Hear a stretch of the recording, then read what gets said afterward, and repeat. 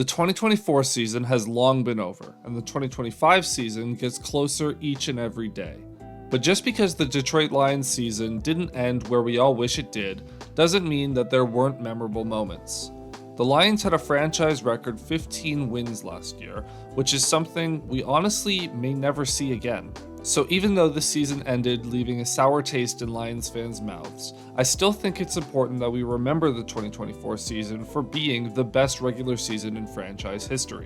And that's going to be what this series is all about.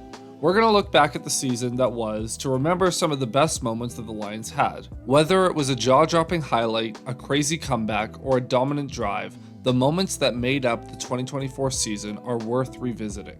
So join me as we count down the top 10 moments of the 2024 season for the Detroit Lions.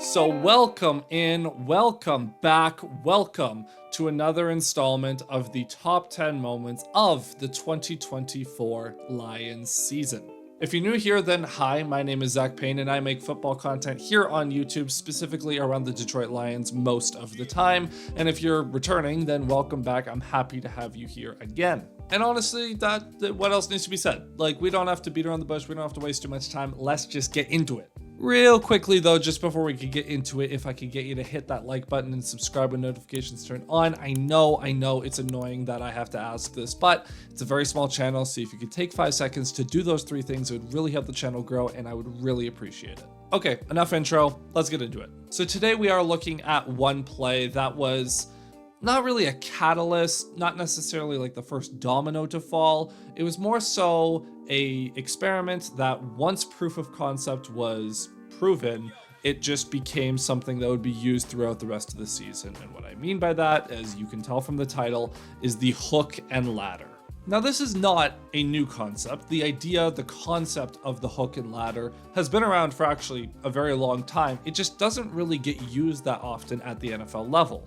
Why, you may ask? Well, it's really just because there are so many variables that can go wrong when trying to execute this play. You really have to do it right, or it is going to be a complete disaster.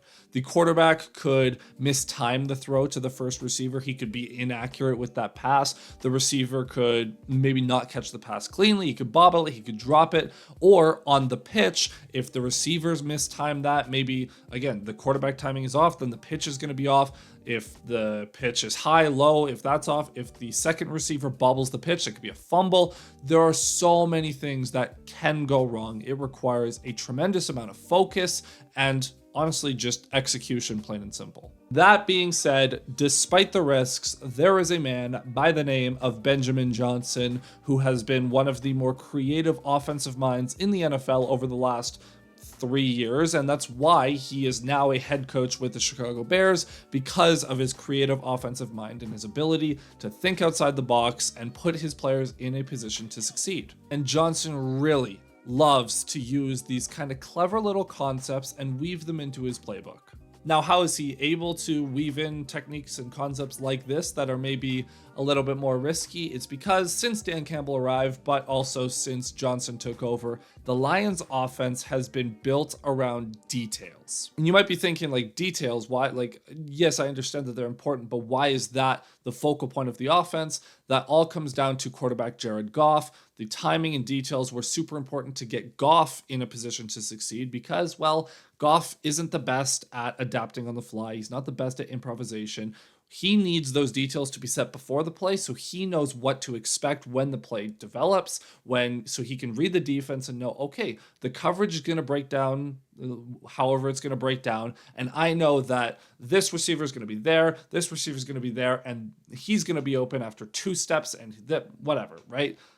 It's all so that Goff can develop the plan in his mind before the snap so that he can execute on it after the snap. So with that little preamble out of the way, let's do what we always do and let's get into the context of this game. So it is week 3. The Lions are coming off a very bitter loss to the Tampa Bay Buccaneers, a loss that was, there was just a lot of offensive issues in that game, particularly in the red zone. The Lions really struggled to finish drives with touchdowns. And so coming into this game against the Cardinals, the emphasis was on the offensive side of the ball. So the Lions open up with a very strong, long touchdown drive, which was very reassuring to fans because it's just exactly what you wanted to see. It was a David Montgomery drive, which, those happened several times throughout the season, where Montgomery would just run over the other team and kind of do it all himself. So that first drive out of the way, the Lions take a 7-0 lead. The Cardinals come up on offense and they match that Lions touchdown drive with a touchdown drive of their own,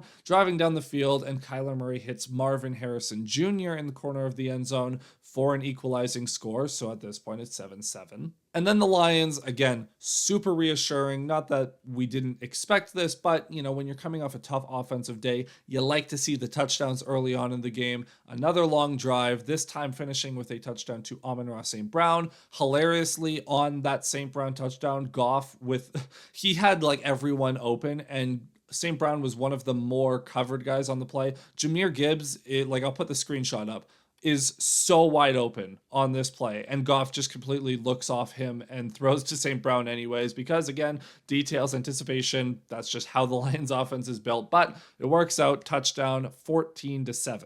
After that, the teams traded a couple of punts. The Cardinals punted twice, the Lions punted once.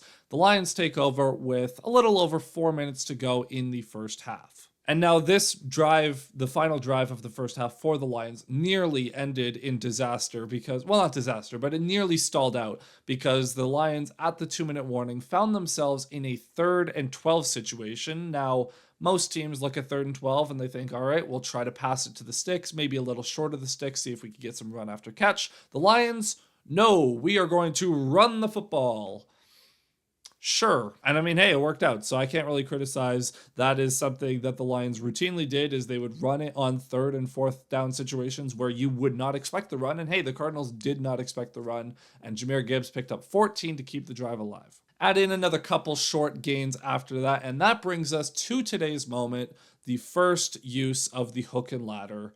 Well, at least the first Lions use of the hook and ladder last year. And again, it's all about details and timing. So Jared Goff takes the snap, and Amon-Ra St. Brown, he's lined up on the outside. He runs about a 3-yard in route. And as this happens, Jahmyr Gibbs, he's not necessarily moving all that much. He's just kind of slipping through the offensive line and parking himself in the middle of the field just behind the line of scrimmage. So that as Goff throws the ball to St. Brown as he's breaking in on the field, Gibbs starts accelerating towards St. Brown, and the most perfect execution of this play that you could possibly imagine. St. Brown has the ball in his hands for 0.3 seconds, flips it back to Gibbs, who catches it and runs the opposite direction. The entire Cardinals defense is caught off balance because, well, who would have possibly expected that from a defensive standpoint? And Gibbs is able to run it in for the touchdown, giving him the hilarious stat of 0 catches for 21 yards and a receiving touchdown, which was very funny, very comedic. And the Lions take a 2-touchdown lead. Takes the snap, he's back, 4-man rush. Goff sets, Rose got Amon-Ra, flips it on the hook and ladder, coming inside the 5 to the end zone. Jahmyr Gibbs, touchdown, Detroit Lions. Oh, baby, how beautiful is that? Again, so much could have gone wrong on this play. If the outside corner had pressed St. Brown and messed up his timing on the route, if Goff had messed up the throw, messed up the timing on the throw, the placement, if St. Brown had to spend more time concentrating on the catch first before he could flick it back to Gibbs, it would have thrown off the whole timing because, again, St. Brown only had the ball in his hands for 0.3 seconds. If Gibbs fumbles the pitch back, so many things could go wrong, but the Lions that are obsessed with details and execution, they work on this in practice, probably since the start of training camp. They perfect all of those little details, and when it comes time to execute in a game, they execute it flawlessly. You work on all the little things over and over again, and it leads to a big play, and a big play that they would go back to throughout the season, as I mentioned earlier in the video. This was just the first use. Obviously, people will remember the Jameson Williams touchdown against San Francisco in Week 17. There was the Penei Sewell hook and ladder that we talked about in the Cowboys episode of this series that I hate the refs for not allowing that to happen for fun reasons, but it was so, like, it's just so creative and so fun. It's like, it's not a new concept, yet Ben Johnson found a way to revitalize it in the NFL, and the Lions used it for a tremendous amount of success. This was just the first use of it, and boy howdy, was it a good one. So thank you everyone for watching. If you've made it this far, be sure to drop a like on the video if you enjoyed it, subscribe if you loved it, and ring that notification bell so you don't miss any future uploads. I'll be back with some new content next week, and until then, have a great weekend, and I'll see you guys in the next one. Cheers.